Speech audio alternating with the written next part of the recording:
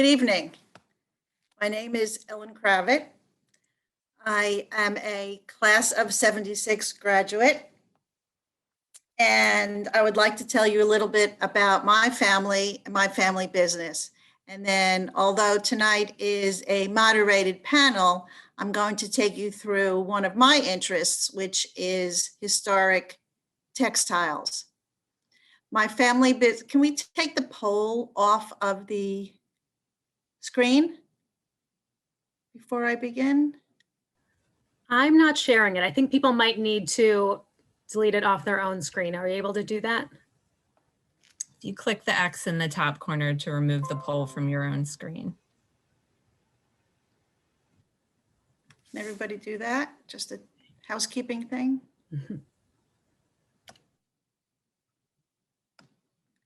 Yeah, just give you a chance to do that. Just one quick reminder also, Ellen, before you continue, is that if everyone could please change the view of your, on your Zoom to speaker view now, so you'll be able to see Ellen a little bit larger when she's showing some of her textiles. And that's up in the upper right corner. Click on speaker view instead of gallery view. Great. Instead of 10 inches, there'll be 2 inches if you don't do that. Okay, thank you. Throughout the program also, we want this to be a discussion. So if you have been on Zoom calls before, I'm sure many of you have, see the little chat thing on the bottom? Feel free to type in a chat question. On some of your screens, there might be a hand. So if you want to ask a question, you can raise your hand button. And we definitely want this to be a hand raising thing. You'll have an opportunity to ask questions during or after the panelists. So my history is my family business is called Kravitz Inc. We also own Lee Joffa, a company called Brunswick and Fee, and most recently acquired a company called Dongia. They're all textile companies that have been started many years ago, and we have acquired them through the years. But Kravitz started in 1918. We recently celebrated our 102nd, third anniversary year. My grandfather was a tailor in Russia, and he started by bringing his family members over from Russia many, many years ago. I am 4th generation, and I share the business with 7 family members. My 2 brothers and 5th generation just joined the family business. One of the most interesting things about our business is that we collect historic documents and we turn them into modern day fabrics. So we have a collection of historic documents that we put in an archive. An archive, just like Lafayette has an archive in Skillman Library of books and paper documents, we have fabric documents, some of which is also paper. Where do we find them? We find them on all continents. We have a team led by my brother that travels around the world. They go into churches, they go into mosques, they go to museums, they go into abandoned old mills. This is not my presentation. I'm so sorry. I clicked on the wrong, the wrong PowerPoint. Sorry, everybody. That's okay. We'll just wait a moment. Just there we go. There we go. Thank you. So this team, again, led by my brother, travels around the world, and anywhere that they can seek out, they find historical documents, and they will take little snippets. It only has to be 4 or 5 inches in order to determine what the design will look like. So as you can see here, the gray and white is a piece of paper. It was found in an old church, and we take it and we study it, and the tapestry underneath it is a representation of what it looked like way back when. Our oldest document is from Egypt, and it was found in 200 BC. So I did not bring that to show you tonight because it is too fragile. But right here, you can see the representation of what the original looked like. Next slide, please.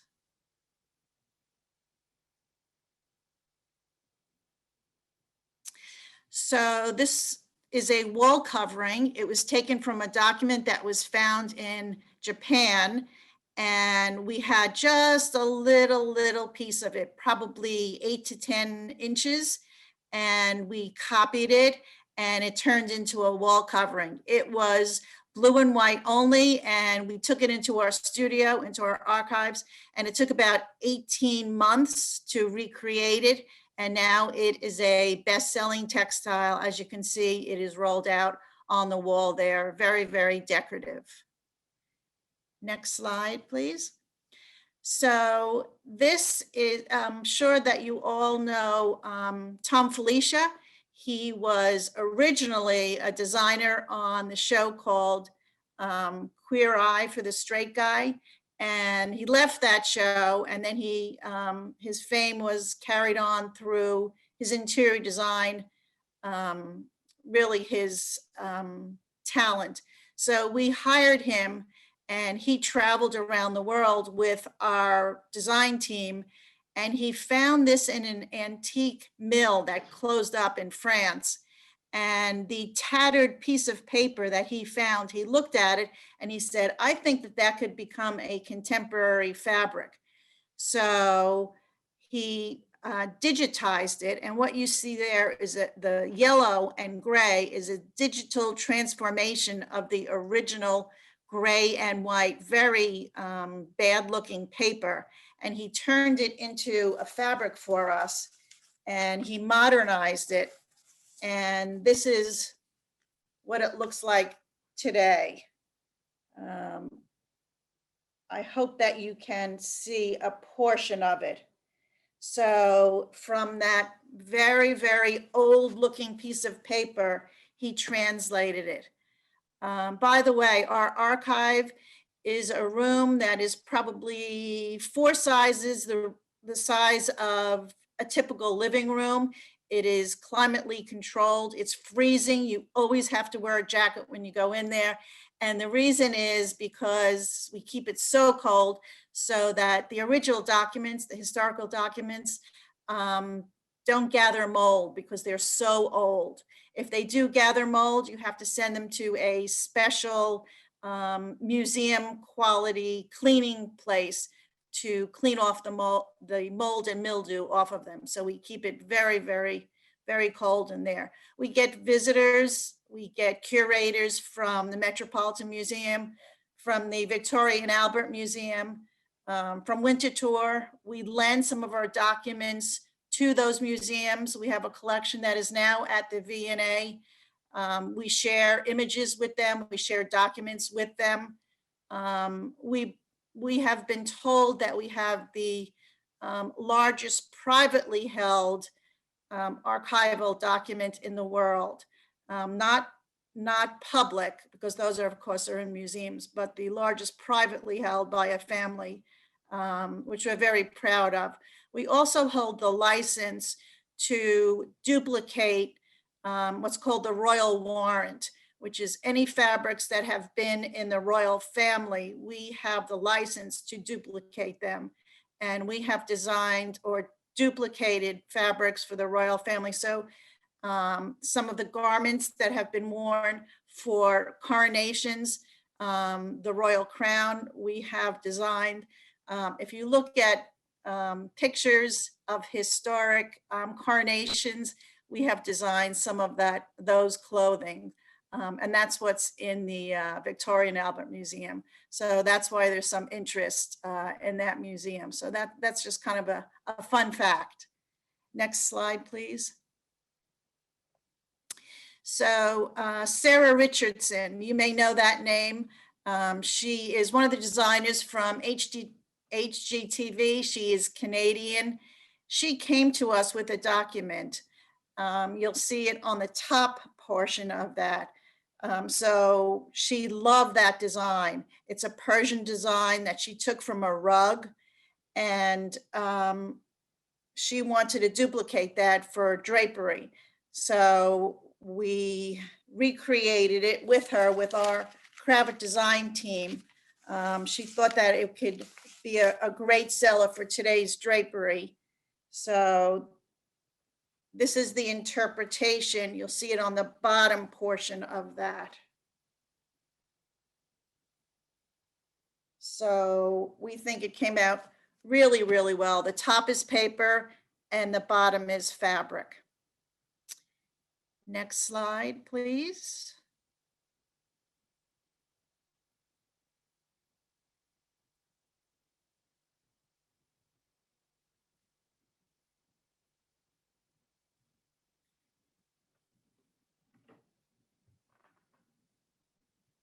No, there's one more in there, at least one Sorry, more. I'm having trouble. It's not allowing me to change my screen. Hold on one moment. I'm sorry. That's okay. I can talk through it.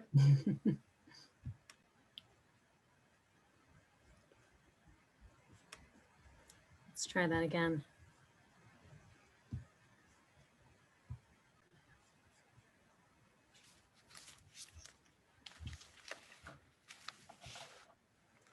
Okay.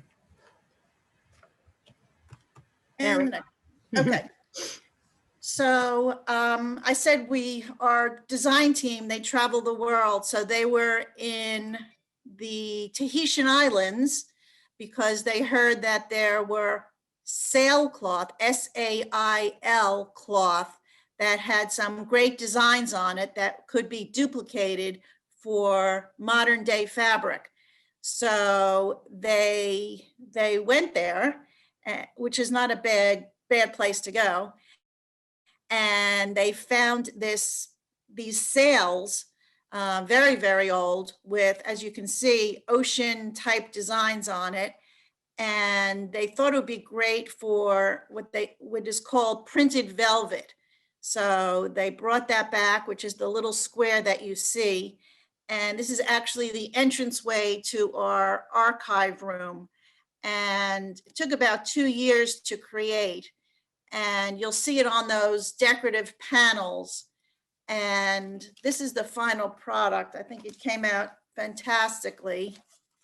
And it's a printed velvet. It is very, very elegant.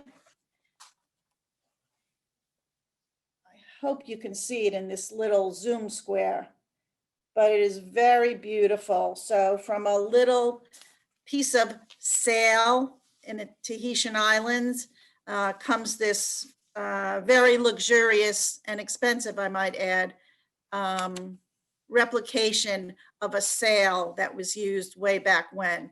So it's very exciting to me. I think if you actually got to feel it and see it. By the way, we do have interns that come to our archive. So post-COVID, if you know any students that might be interested in artistic expression or working in some type of textile restoration for credit, this would be a good place to start. We have had students from SCAD, which is Savannah College of Art and Design. We've had students from RISD, Rhode Island School of Design, Pratt, New York School of Design, of course, which I'm involved with, and other creative schools around the country. So why not Lafayette? So I don't know if there are any professors on, but please keep that in mind. And the last thing I wanted to show you, which I find extremely exciting, it's kind of our piece de resistance, is something called wood blocking or hand blocking. And many of you probably remember, hopefully remember, as a child, rubber stamping. When you were little, you had a little rubber stamp and you would put it in a little ink pad and you would stamp little hearts or figurines. So this is just a big version of it.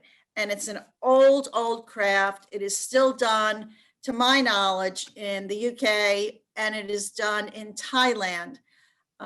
It's done in the UK because it was always done there, but it's done in Thailand today because the craft of wood crafting these hand blocks, the wood there is just perfect. I think it's cypress for carving these blocks, making new blocks. So I brought to my home, the blocks are usually very large, this big, but I brought to my home for this presentation a very small block. I hope you can see it. And the carving on this one is of a flower design. And at the mill where we do this, there are hundreds and hundreds of blocks. So what they do is they lay out the plain, very boring white linen fabric on tables that are probably 40 to 50 feet long. There's nothing decorative about this fabric. It's just plain white. And then they have long vats of ink or paint in different colors in troughs. And they have all these blocks organized by number and with all the floral designs. And it's mostly men. I hate to say it, ladies, but it's mostly men because it takes a lot of strength to do the blocking process. So they take the block, they dip it in the ink, and they take literally, they take a mallet and when they have the paint on it, and they pound it down in the proper place that's numbered. It's like paint by number, really, on the blank canvas. They pound it down, and that creates the design. So, and it creates an unbelievable, beautiful floral print. It's an old lost art. So I couldn't hang it behind me, but I'm going to have, next screen, please. So this is our tree of life. It takes 360 hand blocks for 1 yard. So this is the most complicated one that we have. There are other companies that do this, but this is the most complicated one that we've ever come across. This one is done in Thailand. I'm going to have my husband, Ray, who's the class of 75. As he said earlier, he went to college for 4 years, and now he's just hanging fabric, which is fine. So he's gonna hold it up. I don't know how much you'll be able to see, but it's really a gem. So let's see what we can do here. Somebody give me a nod if you can see it.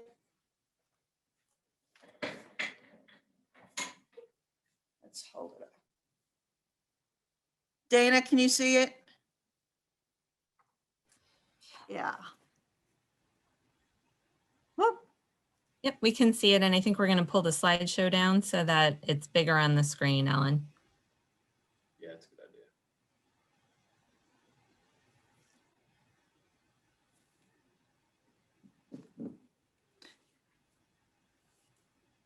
Anyway, I think you folks get the idea how it's done. It's stamped and it's, Yeah, if you look at the inside or the back. or the back, you can see where the ink is forced right through the fabric.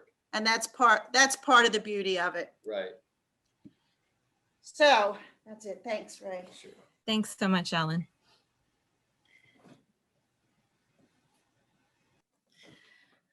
So that's the little, what do they call that? Pony show or something like that. Thank you, Ray.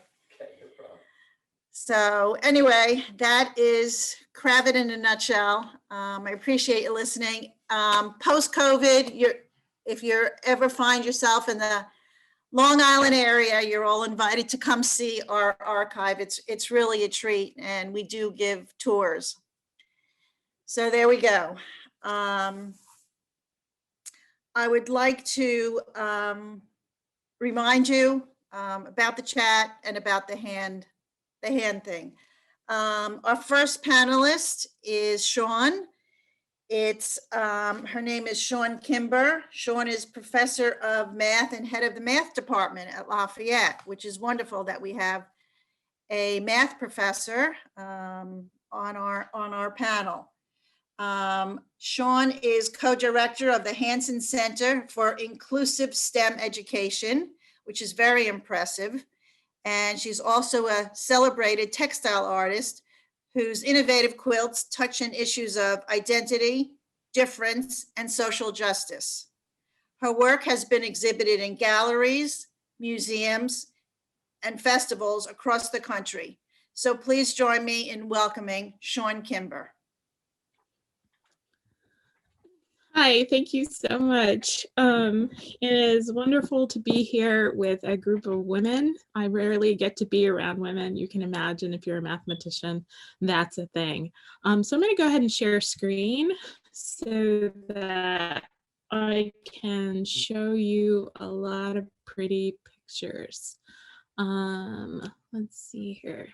I want to start a slideshow. And let me go ahead and warn you up front that I do make quilts that are humorous and happy and positive, but I'm not going to show you those tonight.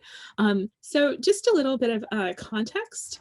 So I use textiles in an artistic way to explore rather emotional things that are occurring in our society. And this is part of a continuum of women using textiles to express themselves over a long period of time. Normally, I would have started us out at the Bayeux Tapestry from 1070 to illustrate just this, how long the thread is. But okay. But instead, let's start with this sampler.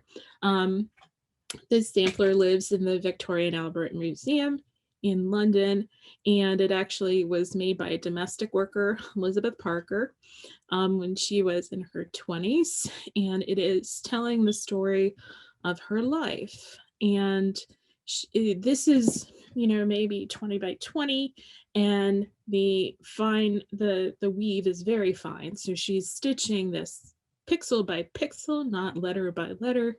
And I want you to imagine the meditative quality of telling your story. We all have an experience, I'm sure, of sitting down to write about something as a way to process our feelings.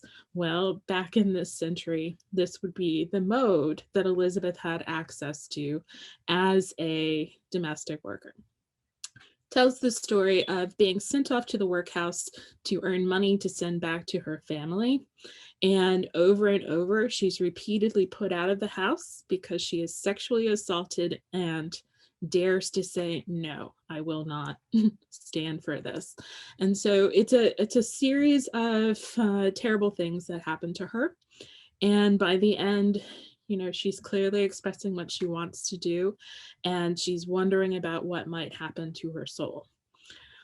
Of course, I've axed out the word suicide because she lived well into her 70s, and let's just hope she got to have a better life.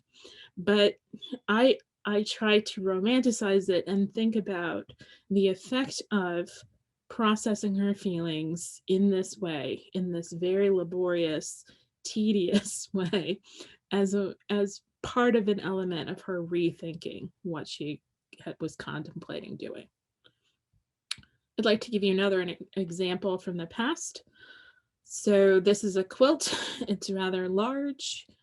Based on the year it was made, it is hand stitched. And so everything is sewn on or appliqued on by hand, and then it's hand quilted all over.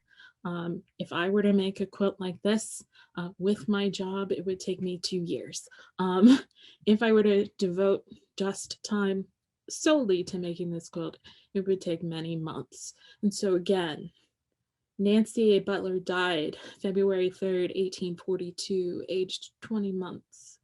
And imagine the grief and what the quilt maker, who was Nancy's aunt, was, kind of going through and really processing as she made this quilt. And so it is in this vein that I, try to pursue textiles as a way to express how I'm feeling about things in my life. And I tend to explore issues of identity and difference and current events that affect, people like me. So this would be kind of an identity quilt. The quotation on the bottom is, in essence, I am a sophisticated cotton picker. It's the summary sentence of Eartha Kitt's autobiography. And if you don't know Eartha Kitt, I beseech you to Google and look at every video that she's ever in. She's the original Catwoman, but she was just this quadruple threat, right? She was a dancer, a singer, an actress, and just overall entertainer. And she could scare men just by her presence. She was just an amazing human being. She grew up in North Carolina and picked cotton back in the day. And it was just something that kids of a certain class did for a long, long time. But it was a direct connection to her ancestry in the United States. And but she's, it's this sentence that encapsulates quite a lot of meaning. Here she is, this flamboyant, world famous performer, but she's never going to forget where she came from, right? For me, it has a similar meaning, but it's also kind of a statement about the labor that goes into making fabric today. And so, I am a sophisticated cotton picker because I am concerned about the labor stream that enters in the growing of the cotton and the manufacture into the good of the fabric itself. These fabrics here in particular, the cotton was farmed in the US, and the manufacture of the fabric is part of a new burgeoning manufacturing restoration in the United States. And so it was very key in the sort of connection with this statement. Another example I can show you.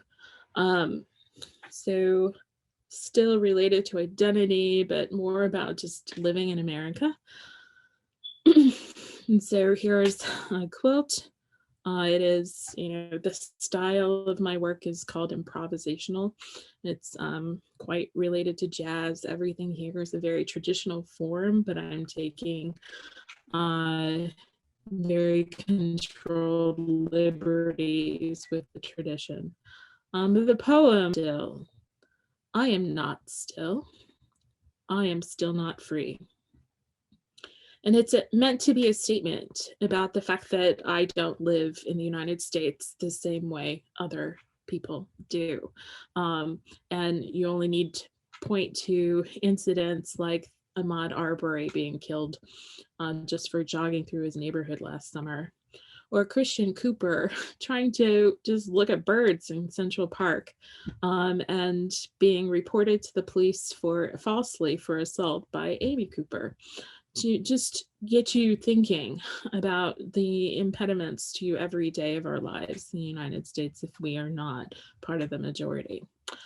Again, sophisticated cotton picker. So the blues here are all upcycled denim, and the colorful fabrics you see on the outside are all harvested from clothing from the 50s and 60s. And then the back of the quilt is a print of the United States Constitution, just in case you hadn't caught on. Okay. And then the last one that I'll show is this one. So, right. So these words have even greater meaning today than they did in 2015 when I made it. I made it in response to the death of Eric Garner. Eric Garner allegedly went into a bodega, bought a pack of cigarettes, opened it up, and sold them one by one on the street. He was stopped by police in violation of the New York tax code which doesn't carry the death penalty as far as I know. And eventually was killed in a chokehold in broad daylight on a street corner in Staten Island. And in viral videos, you could see that these were his dying words. I had to watch the video twice because I needed to count the number of times he said this. And we all know that George Floyd, this past summer, with a knee to his neck in 8 minutes and 43 seconds, was killed by a police officer for the alleged crime of possibly knowingly passing a counterfeit $20 bill in a grocery store. Yeah. Typically, I can't speak any longer after I talk this one, so I'm going to stop now and we can move to the next speaker.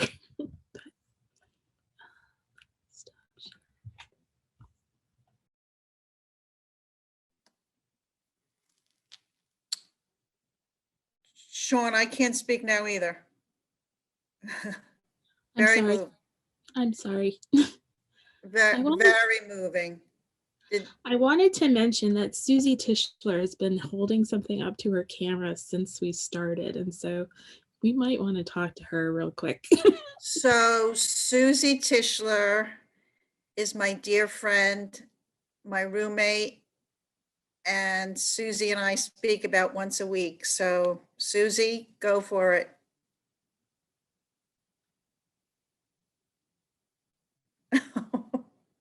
What is it? I'm holding up the 100 Years of Cravat. Oh, God. It's on my coffee table. Okay. I wanted to add it in honor of my sister neighbor, Ellen. Thank you, Susie. An unpaid political announcement. Thank you. Okay. You can mute me now. Okay. Okay. Thank you, Suze. Sean, that was beautiful. That was about as moving as it gets. I can't believe that you did that in 2015. The I Can't Breathe, did you say? Yeah. Yeah. Where does that hang now? It's owned by Michigan State University and it travels the nation. So just look out. It'll be in a museum near you, and so will I eventually. Okay. Very wonderful presentation. And Lisa Cassell, who we all know, writes so powerful, Sean. Oops, it disappeared, but her first words were so powerful, Sean. And there are a lot of comments in the chat. Thank you, Sean. I've admired your work for a long time and it was very powerful. Many of your works were on display at the Williams Center downtown. It was a great exhibit. That's from Arlene DiNardo, who we all know. Ellen, I Yes. just want to hop in. It looks like Lisa's question for Sean is wondering what you're working on now and if your math background informs your quilts in some way. Great question. I quilted to escape from math. I started quilting the year I applied for tenure. And the last thing I wanted to do was to think about Lafayette and math any longer. And so so the answer is yes, it does, but whatever. I think I'm trying to say other things beyond the math. What am I working on now? I'm working on, so my quilts are depressing me, as you might be able to tell. And so I'm moving to new themes, but particularly sticking to the issues of being a Black woman in the United States. And really going further with that. And everything currently is inspired from literature. So Zora Neale Hurston is on my mind right now. Okay. Logistical question for Dana or Jennifer. There are 40 questions in the chat. I don't know how we should handle that. Why don't Um, we keep track of the questions? Why don't we go to Therese? We'll gather those questions and then we'll have a question and answer session because I think there'll be more questions that people have. Okay, very good. We're going to move on to our next panelist. Did you say we're going to end at midnight, Jennifer? We can go a little past 8 if people can stay on. We'll try and get all the questions answered. Okay, great. Our next panelist is Therese Brown. Therese graduated in 2007 with an economics and business degree and as well as studio art. She worked in finance for several years before deciding to pursue her love for fashion.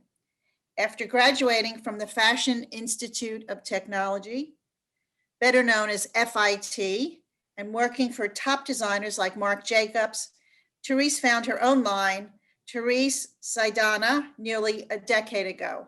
Welcome, Therese Brown. Thank you so much, Ellen, and good night to everyone. I feel so amazing seeing some of you who I love so very much. You're all near and dear to me. Tonight, I want to switch it up a bit. I want to lighten the mood and I want us to have some fun. And I hope that you enjoy taking a look inside my life and kind of what I've been working on with my latest collection. So for me, the name of my line is Therese Saidana. It is my namesake. It is my first and middle name. So it's pronounced Saidana. And I started this line almost 10 years ago in my living room. And it's so funny today that I'm here again in my living room showing you my works. And it has truly been a journey, a true, I would say, unrelenting story of starting out working as a designer full-time, working on Therese Saidana at night, well into the night until 2 a.m. And then finally realizing my dream, getting into stores, being sold in 3 countries, the US, Canada, and Jamaica. And now to be in complete control of my brand and building an e-commerce empire means the world to me. So whenever I design, I usually start with 2 processes. It's either from a sketch or a piece of cloth or fabric. And I don't know how many of you were like me. As a child, I was very precocious, always getting in trouble, always thinking up crazy ideas. And when I was 7 years old, I think this is probably my first memory, my mom would always give me pantyhose to make clothes for Barbie because we didn't have a lot of money back then. So I would always cut it up and sew up these really cute outfits. And then in my mind, Barbie and Ken would be going to some fabulous event later on. And all of this took place in my living room. And to this day, this is how I approach design. So I'm going to show you some of the work.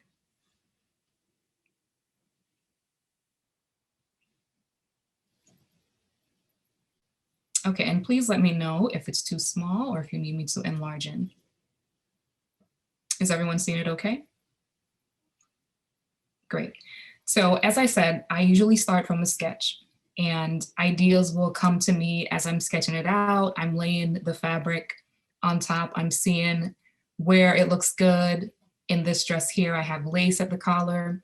I'm like, maybe I can do color block with the print here. Maybe I can do a different color at the waist. Over here in this top, I'm playing around with this stretch crepe fabric. And again, all of my fabrications have some kind of stretch to it because I really address every problem area in the body or areas that we like to highlight. And so the main fabrications in my collection are based in knit. So I use a lot of neoprene, which is a poly spandex. And then I use stretch wovens, which is also a poly spandex blend. 95% of the collection is machine washable, barely wrinkles, and quick dries. So whenever I'm traveling, I love to wear my kimono pieces because this guy here in the middle, because they come with these huge pockets. I put my passport, my phone in there, and then I'm just ready to go. It's so lightweight and I just get through security without any fuss. So another way that I start designing is also, I will see a fabric that inspires me, or sometimes I don't see a fabric at all. And one day I'll be walking down the street and I'll see a flower, for example, in the lava print. this print came to be, I saw another fabric where it was a 3-dimensional jacquard print with flowers. And I was like, geez, I really love that print. What if I diffused it, eliminated some of the branches, some of the flowers, changed them around, changed the color?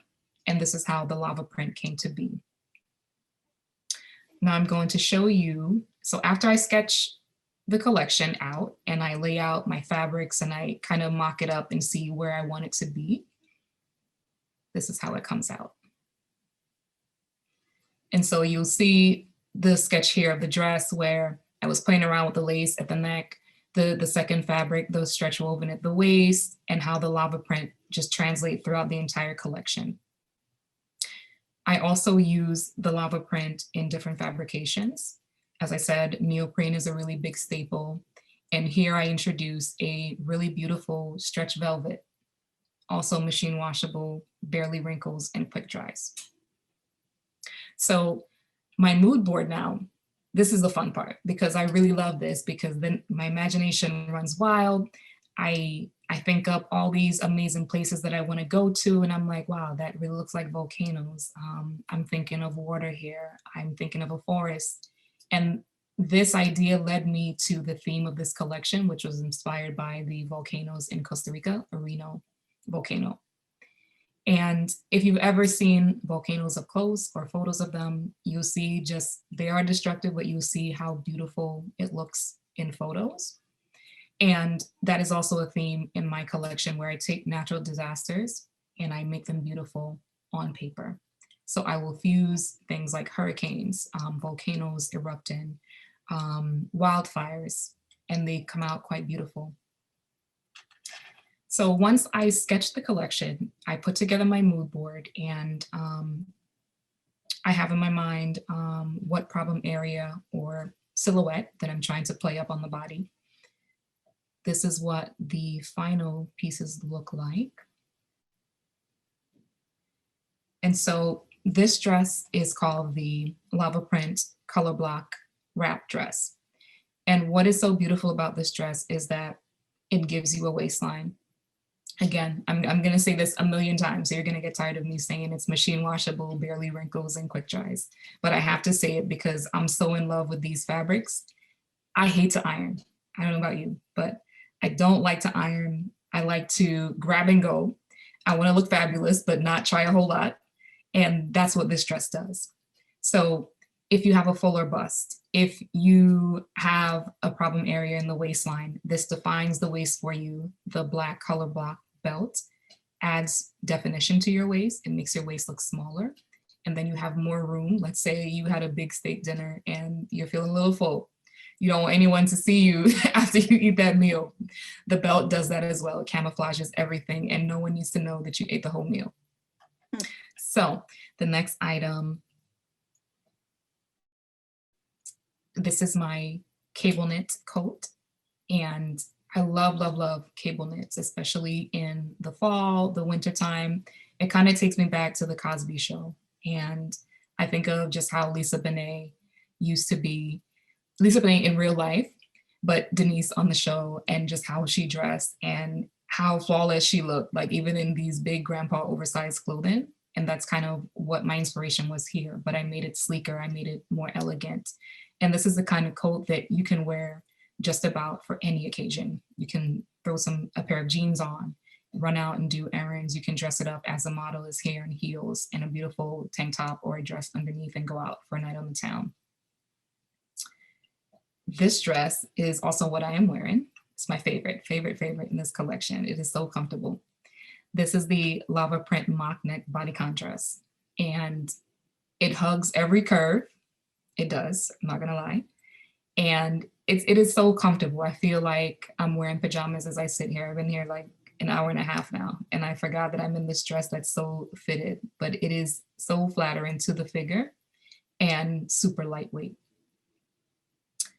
Same dress also comes in this print that I wanted to talk about. So this print is the woodblock print, and it's also inspired by the Areno volcano. So there are two dimensions, like as you walk up the steps to a volcano, it becomes increasingly darker. less green, but at the base, it's actually like trees and flowers and things growing all around it. So people forget that as well, that they think of like fire and just like this devastation, but at the bottom could be quite beautiful. And this print translate that. Next is the Sakura Blossom print. My prints are really inspired by my background. I'm originally from Jamaica, so you will see a lot of references to water, flowers, and I'm also hugely inspired by Japanese designers of the 1960s and their approach to design. Yohji Yamamoto is famously known for introducing APOC, a piece of cloth, him and Issey Miyake, where they take a piece of cloth and they literally drape it around the body. It's this concept that you can create a top, a bottom from one piece, and that it envelopes the body instead of stifling you. It almost cares for you, makes you feel safe, makes you feel comfortable. And that's the feeling that I want to evoke every single time that you have on one of my pieces. And so this is a vintage blossom print that you'll see a lot in Japanese woodblock prints from the 16th century. Next, the kimono that I referenced earlier. This is my staple item. It is probably next to my leggings, the best selling item because of the huge pockets that I design. So when I was a buyer at Lord & Taylor, we would always wear these really uncomfortable dresses that never had pockets years ago. And I always remember sitting in those meetings and saying, oh my goodness, like if only I had a pocket, I could put my phone in there. I could put something in there. Like I wouldn't just be sitting here like I'm in a straitjacket. And I vowed that I would put a pocket on every single piece, as many pieces as I could. So you'll see that theme as well throughout the collection, that there are always pockets, there are always hidden details. There's always some functionality to it than just being beautiful. Next, I will show you this piece. Here is the high waist Nikita Conwave knit legging. So Conwave knit is the secondary fabric that I use throughout all the collections. It's a knit of poly spandex, same concept, machine washable, barely wrinkles, quick drying. And this legging is my #1 best-selling item now for almost 10 years. Why? Because it's high-waisted, so it cinches in your waist, it gives you definition, it makes you look so snatched. Like really when you have these on, you feel like $1,000,000, like you just sit up straighter and you walk like you're on a runway, and it's flattering to just about any body type. I also added some extra length for us tall girls because again, when I was younger and really tall and skinny, everything seemed to be so short. So in the pieces, I make sure I add extra length. I make sure it's to the knee so that for those women who are a little taller, that they feel good too. The item on top is the stretch lace Mystique top. And I do this top in various lace prints each fall because it's easy, it's fun. You can add a tank top underneath it. You can add a tank top over it, or you can wear it as the model is wearing it if you want to be a little more risque and put a bra underneath it. And again, it's flawless. I plan to wear this for Valentine's Day. Like, can you believe we're already in February? Okay, and then I have one more to show you. So this kimono, the red Namorita print, I want to talk to you a bit about how this print came to be, and I have it in my background. I'm going to show you.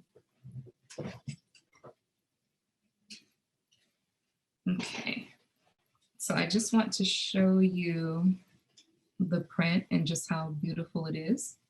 So same concept. I was looking for a print for this collection. I couldn't really find what I wanted in the market. So I then saw these flowers outside. I think I was home in Jamaica visiting, and I saw these flowers in my grandma's backyard, and I was like, oh my gosh, I love the shape of that. And I just took some photos and started playing around with it and fused it all together in Photoshop and came up with this print.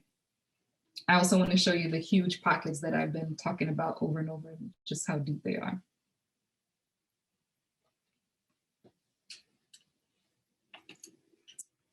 Okay, lastly, I just would like to show you guys the video of the collection so that you can see what this thing really looks like, a 3D view. And I hope you can envision yourself in the collection as well.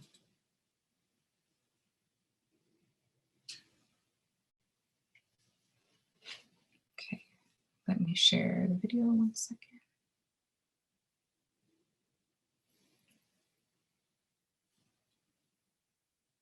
And please let me know if you cannot hear it properly. 9 years ago, I set out on a mission to create a collection that would transform the lifestyles of so many women like me, desperate for a change from oppressive corporate culture and severe dressing. I longed to create a wardrobe that would be timeless, comfortable, and chic, multifunctional, yet low maintenance. Along with my mother's voice telling me to dream big, paying homage to my native Jamaica's island culture, and showcasing the gritty beauty of the Bronx were important to me when I launched Teresa Donna. Inspired by bold prints, sculptured lines, and unexpected details, stylish yet maintenance-free, 95% of the collection is machine washable, quick drying, and wrinkle-free. Luxurious novelty knits and stretch wovens, soft to the touch, are transformed into multifunctional outfits that can be worn for any occasion. Dress the superhero in you and wear your power in style. I'm Therese Brown, founder and CEO of Teresa Donna.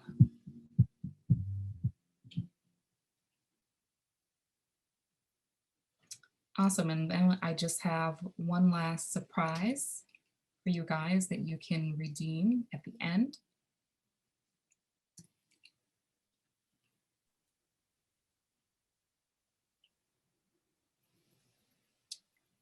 So at the very end, you can use the code LAF15, LAF15 to get 15% off all regular price styles online on my website at www.teresadonna.com. You can also follow us on Instagram at Teresa Donna or like us on Facebook at Therese.Sedana. Thank you.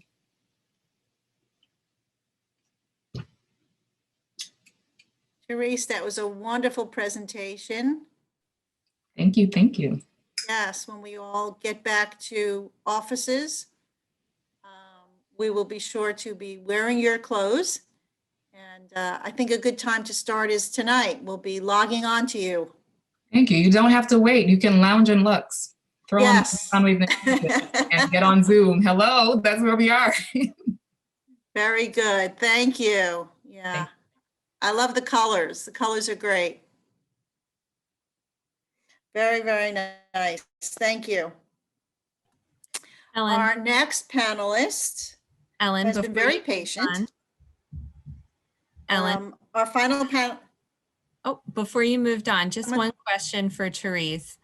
I think you mentioned that some of the patterns had the woodblock print from yours. Was that similar to the process that Ellen described when she was speaking about fabric as well? Yes. So the process that Ellen does is very similar to myself. I think Ellen has a lot of jacquards, whereas my process is digital print, where it's a photograph that's printed on fabric. And so the more polyester you have, the brighter the image is, and it looks photoreal, and it will last for many, many years. Like your print will not fade. Thank you. That's right. Yours is the modern way. Ours is done the old fashioned way by hand. Yeah. Great. Our final panelist is one of the first women of Lafayette, class of 74. And you arrived on campus in the fall of 1970. Liza, the mother of 2 Lafayette grads, congratulations, is a professional quilt maker and co-author of more than a dozen books on quilt making and co-author of more than a dozen books with her collaborator, world-renowned textile artist, Kate Fassett. Her first co-eds quilt is currently hanging in Skillman Library. If you have not had an opportunity to see it, it is well worth, almost post-COVID, it is worth a trip to see it. It's part of the library's permanent collection, and you'll see that in her presentation. Welcome, Liza Lucy. Unmute. Thanks, Ellen. I think almost everybody here knows the story that in 1824 and 1825, Marquis de Lafayette made a grand tour of America, and the people of Easton were so impressed they named a college after him. Well, they weren't the only people impressed. There was a woman in Philadelphia who went to a banquet where they served oranges, and the guest of honor, Lafayette, peeled the orange, and she picked up the peel and took it home and created a quilt pattern from it, which has ever since been called the Lafayette orange peel. Do you have that slide? So here is the Lafayette orange peel inspired by an orange. Diane Shaw tells me that this probably is a true legend because people even saved their clothing from that banquet that honored Lafayette. Now that has nothing to do with my creativity, but I thought you should know. I can't remember a time when I didn't have yarn or fabric or crayons to play with. Color combining was my passion. And little did I know that that passion would determine my future, my career. I applied to Lafayette. And the entire reason I went to Lafayette College was that there was no essay on the application. It was just an afterthought that I would apply. And I became a first co-ed, and I had a really wonderful time for 4 years, made lifelong friends. I was a psych major, graduated with honors. I had one professor in 4 years who was a female. Everybody else was male. When I first entered Lafayette, there were something like 2,000 men and 125 women. We don't need the slide anymore, Dana. There we go. While I was at Lafayette, I pursued my degree, but I also worked at Allentown State Mental Hospital. I worked at the Children's Home, and I worked for Planned Parenthood. But nothing was as significant to my career was so other than sewing 25 bandanas together for my boyfriend's waterbed. That predicted my future more than anything else. I married the man with the waterbed, George Pryor. He was in our class, and went on to graduate school in psych in DC. We married, and I started my own store of needlepoint design because I just didn't enjoy graduate school. I just couldn't get away from textiles. George died, and my entire life changed. From that point on, I moved out to California to start over. I became a knitting designer for many magazines, for Vogue Knitting, Family Circle, and McCall's. And I eventually remarried. And when I was having my first child, I decided she needed a quilt. So I made my first quilt since the waterbed quilt. That led round and about to a partnership with Kaif Fassett. Kaif is an artist who lives in London, but he's a Californian. If you've ever been to Big Sur, his family started the artist colony that is called Carmel. And his family built a restaurant called Nepenthe, which I'm sure many of you have been to, and they still own it. He is a leader in the knitting world. He changed how garments were constructed and colored. And that was around 1985. And that's when we started partnering together. Together, we have done 6 hardcover books that are what people would call a coffee table book. These are not just sort of little craft books. Do you have the slides of some of my books, Dana? The first book we did together is called Glorious Patchwork, and it was published in '93. I'm sorry, I'm working on it. It's That's okay. Not letting me change slides. One moment. Take your time. You're better at this than I am, I can tell you. Try this again. Okay, here we go. Oh, come on. Well, There you got we it. go. Okay. So that was our first book together. And after that, we've done 6 more. The one that brings me, I think, probably the most pride is the next one. We worked with the Victoria and Albert Museum in London. They let us into their archives where we did our contemporary interpretations of their traditional quilts. And I've got to say that it's been an amazing trip with Kaif. We've traveled the world together teaching, and we started our own fabric company with a couple of friends, which has now become the Free Spirit Fabric Company. We're no longer involved at the manufacturing level. We're just designers now, but we did start the company. And from that, I opened my own online e-commerce store for quilt makers called Glorious Color. It was early e-commerce, and my husband, who had been a software engineer, quit his job and helped run the business with me. And we eventually employed many people and sold it just a couple of years ago. It was wonderful to be able to start our own business and raise our girls close by and in a creative atmosphere. And now we are, well, technically retired.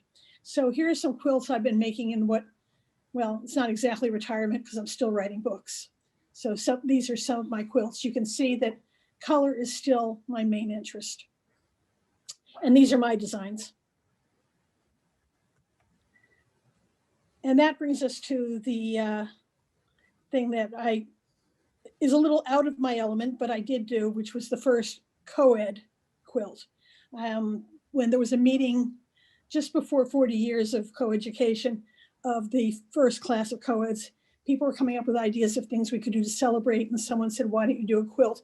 And in some ways, it's a thing I would really not want to do because it's not up my alley. But well, here's a little video that Lafayette produced, and I'll let me explain me again.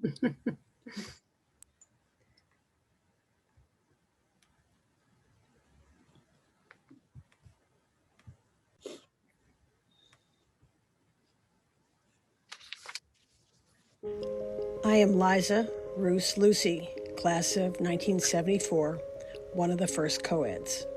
I created the coeducation quilt in 2014 to celebrate 40 years of coeducation at Lafayette.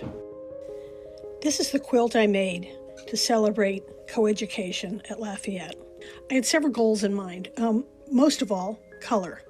It's very easy to do a quilt that is printed with black images on white fabric, as you will see throughout.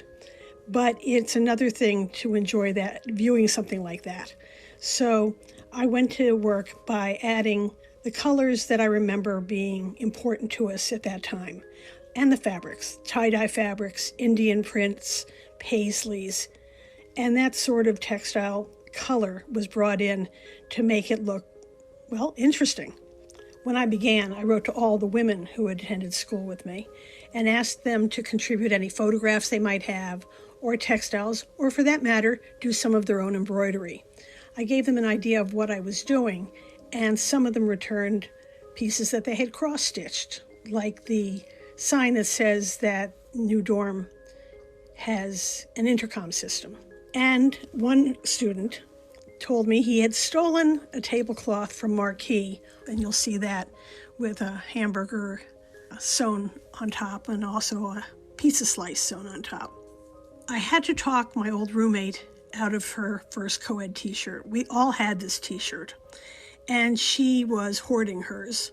And I said, well, let me immortalize it. So she sent it to me. There are signatures on some of these patches, and how that came about was on the first showing of the quilt, which happened in the library.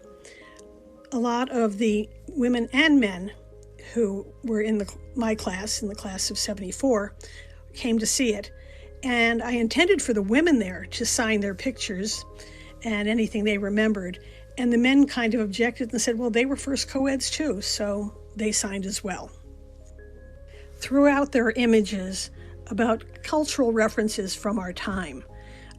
There's music albums and poster art. And by making the quilt look like a bulletin board from our time, I think I managed to capture a lot of what was going on, a lot of the color and flavor of the day, and I'm very pleased with how it turned out. I guess what I was saying with this quilt is, this is us. We were here. Remember this. I'm Liza Roos Lucy, and I made this quilt.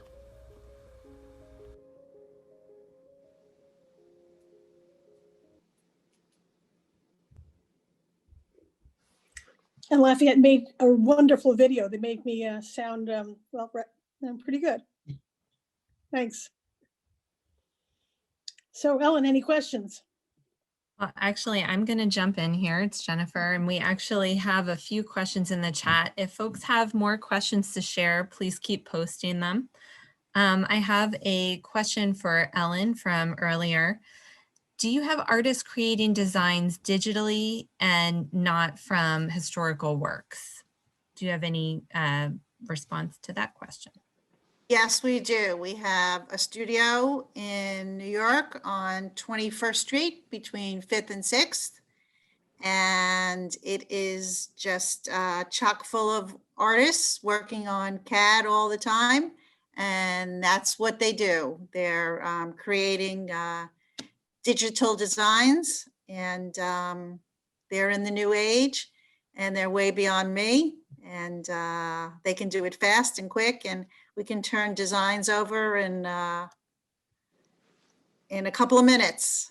So yeah, that's obviously the way to go. Thank you, Ellen. Sean, we have a couple of questions for you from the chat. The first one is, where is your work displayed, and do you sell them as well to private investors? Okay. Do I sell them? Yeah. I might come to your house just to hug it from time to time. And so yes, just email me, kimberc@lafayette.edu. I'm happy to talk to anyone. And then my work, due to COVID, a lot of galleries and museums are not launching new shows, but I'm not currently up on any walls right now, which is sort of unusual. But my next show, yeah, the next one will be in New Hampshire at Deerfield Academy. They have a gorgeous museum, and I'll be filling that one. Thank you. I actually have another question for you here. Susan Sweat from class of 72 says she also quilts and wonders if you do presentations for quilt guilds via Zoom.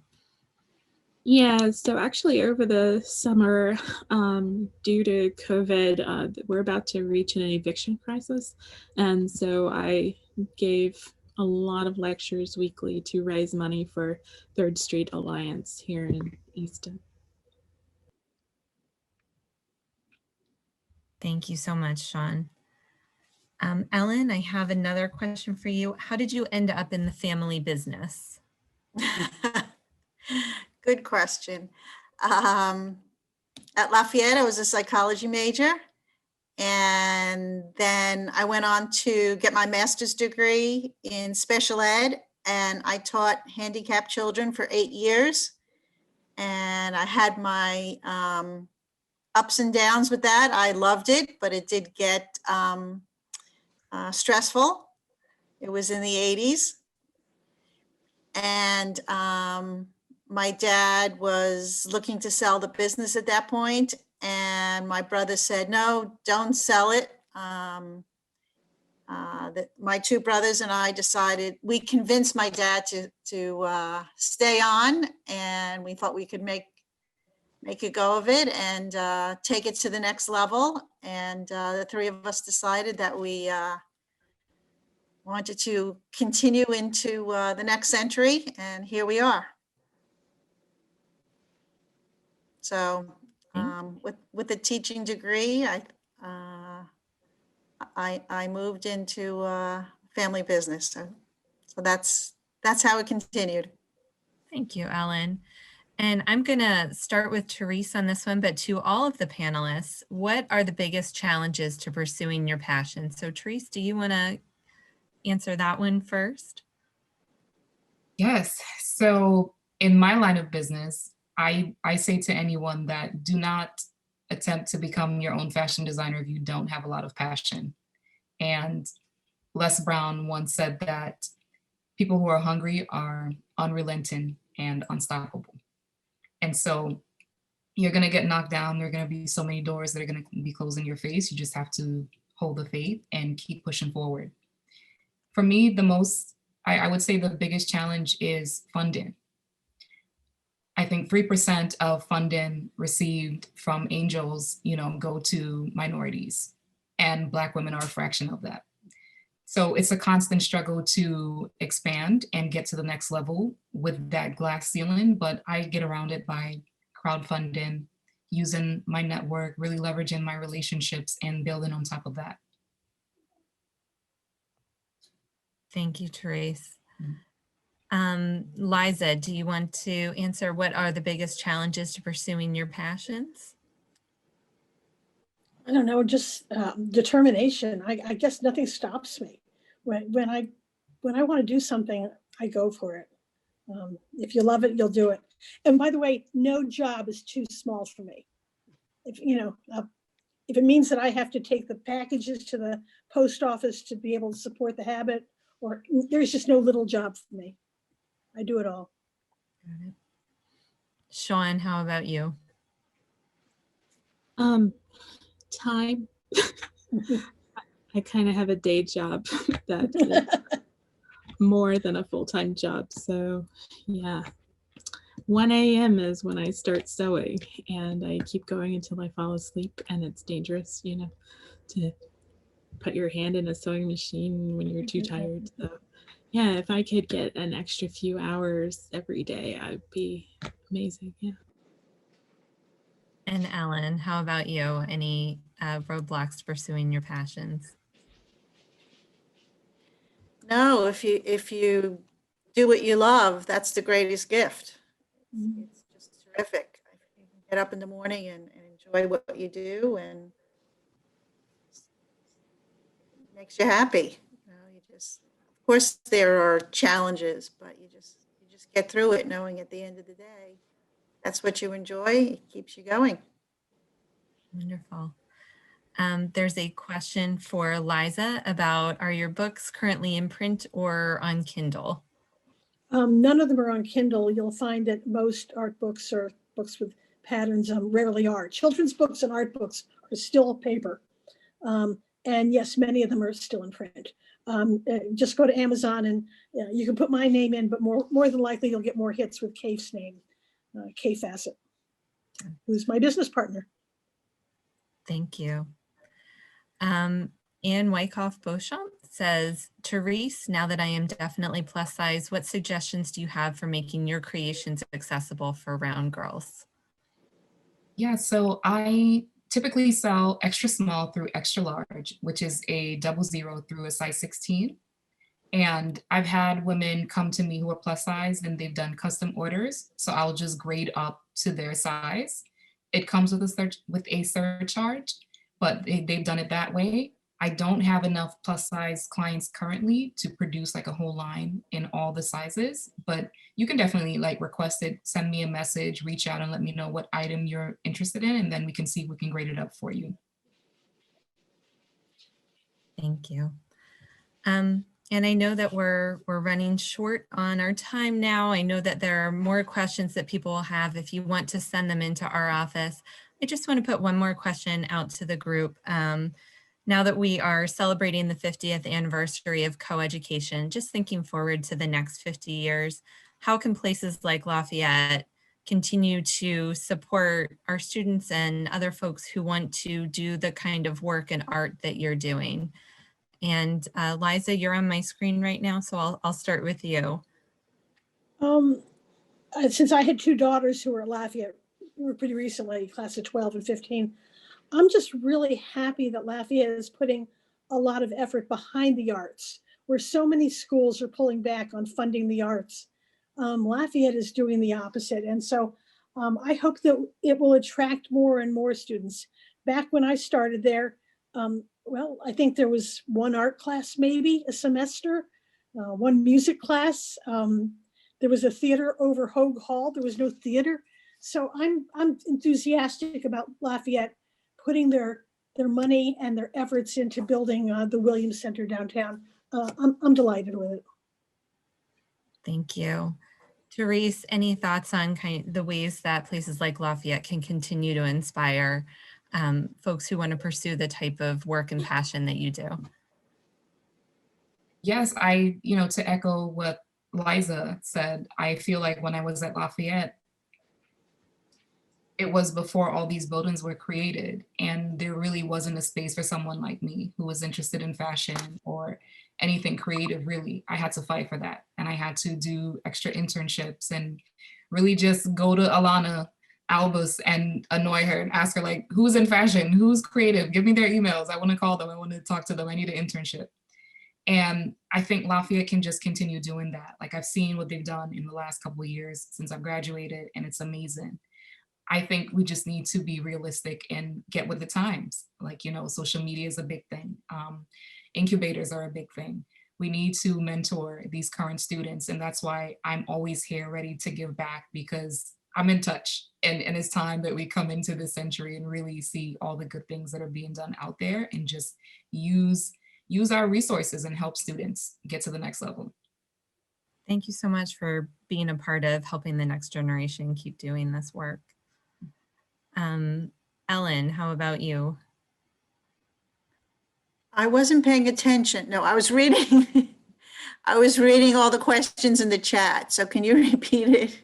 Or just ways that places like Lafayette can continue to help support students and prepare them to do the type of work that you do. You know, when we went to school way back when, it was all academic. And I think that internships are a great way to support what we do. If you wanted to do an internship in something creative, it was frowned upon. But now I think encouraging more internships in the creative mode is really a great thing to emphasize. That's why I mentioned it.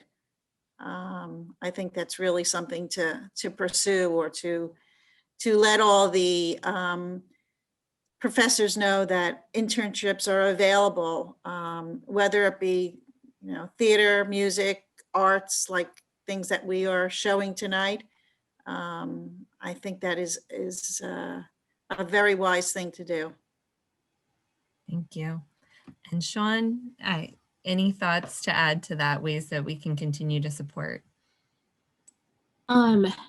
Yeah, well, I should say that we have everything is actually poised to explode right now. So we have the Dyer Center for Entrepreneurship, and we have the arts being well supported. And so students can be involved in both of those, and they are actually encouraged to integrate them through the services that are available. And the Dyer Center is partly an incubator, providing all sorts of boot camps and support to help students achieve their entrepreneurial dreams. But that does involve the students going to do internships, as Ellen suggested, and having Therese come in and say, hey, fashion, here's what I've done, and here's how you follow this path, to help students really kind of get along their ways. And so I would say keep watching this space. Awesome things are really happening. Thank you so much. And I know that our time is wrapping up here. I just want to thank all of our panelists, Ellen, Sean, Therese, and Liza. And I also want to remind you of the coupon code that Therese has offered. Correct me if I'm wrong, Therese, it's LOF15. And we will post that along with the recording of tonight's presentation on the 50th anniversary of coeducation website. Thank you, ladies, so much for being a part of this evening. It was wonderful and inspiring. And I know that so many of the folks on the call tonight will have further questions and feedback. So thank you all and have a wonderful evening. Thank you. Thank you all. It was great. Everyone. Good night. Night.